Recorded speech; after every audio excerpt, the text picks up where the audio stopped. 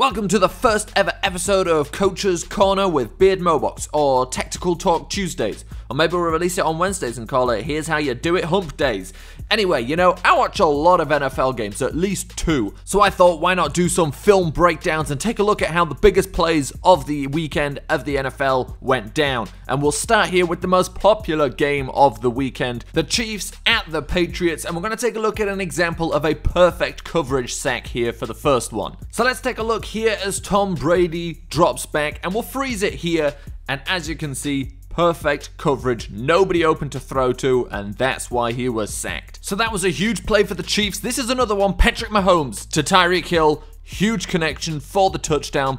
But let's take a look at just how this was possible and how he was able to walk into the end zone with 3 minutes left. You see, the problem is what helped him is that nobody covered him, as you can see. Now let's take a look at one last big play for the Chiefs, a huge kick return, and it all comes with a perfect block here on Matthew Slater. That one block opened up this entire return, and let's take a look at the technique he used. So let's take a look in slow motion, and let's zoom in. You can see there, good grip on the jersey, and the final push, we'll zoom in on that. Look where his hands are as he makes that final block. Both of them perfectly on the back of Matthew Slater, which means you can really push him well into the ground. It's good technique and stops him being able to make a play. Now let's move on to the Cowboys game, where they come up with a new trick play. The old fakeroo, pretend to throw it out wide, just throw it forward for yourself, pick it up and get the first down. The great thing about this trick play is if it goes wrong, you can just pretend it was a bad forward pass and they'll just rule it incomplete. On the topic of trick plays, let's take a look at this one used by the Buccaneers against the Falcons to try and get a touchdown at the end of the game. Unfortunately, it was unsuccessful, but it was definitely drawn up like this and almost worked. It was drawn up that Adam Humphries was this far away from Jameis Winston that he then threw the ball at Mike Evans, who then threw it to Deshaun Jackson, who then would have been tackled at the 1 yard line and been short of the goal. Let's talk about some more plays that were perfectly executed like they're drawn up. Here we see Blake Bortles throwing to his receiver, who is covered by not 1, not 2, but 3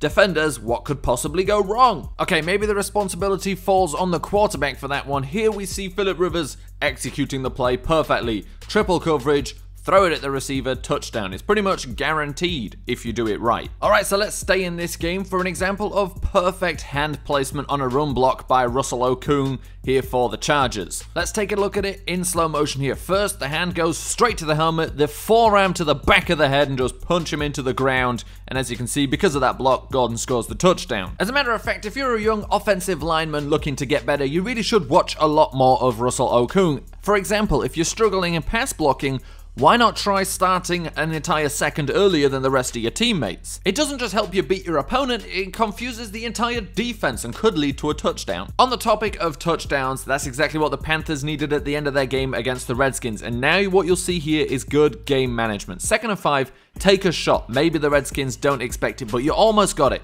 So 3rd and 5, 2 timeouts left. Yeah, you could go for the first down, but why not take another shot? Because you've got 4th and 5 to try and get the first down. Hey, listen, sometimes the defense just plays you right. Play calling, let's talk about it. It's 3rd and 12 for the Tennessee Titans, so let's count how many people they have got blocking for Marcus Mariota right now. This angle gives us a nice easy head count. We've got 1, 2, 3, 4, 5, 6, 7. That means you got 3 receivers downfield, which means you've got all day to throw to them. Alright, so clearly the Titans were having problems blocking the Ravens. I can tell you that as an expert. It actually got so bad, they started getting the referees helping them out. Well, we're talking about helping people, so let's take a look at this defensive play by the Bengals. You've got Vance McDonald stopped in front of the first down marker. So what do? You help him over. As a defense, you want that new set of downs. Alright, before we get to Coach Mohbox's highlight of the week, I'm going to show you this play by Baker Mayfield, and I'm going to read out some of his scout report. Responds suddenly to what is there. Has improv talent. Effective when he breaks contain and will probe for explosive play. And now let's see all of that in action. Oh,